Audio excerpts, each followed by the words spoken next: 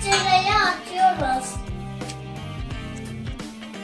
Şimdi yumurta sarısını koyuyoruz. Bir çorba kaşığı un. Şimdi tuzumuzu ekleyip çırpıyoruz.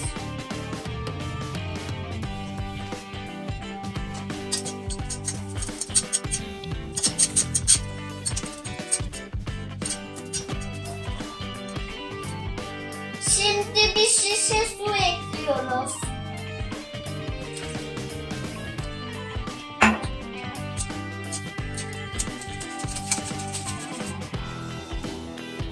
Şimdi çorbayı ateşe koyuyoruz.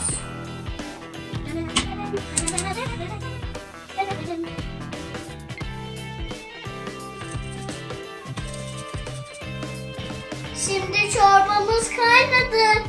Haşlanmış pirinç ve nanelerimizi ekliyoruz.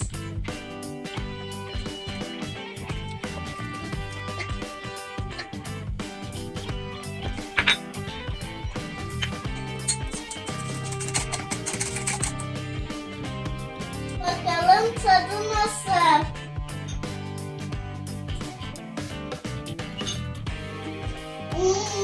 Çok lezzetli oldu.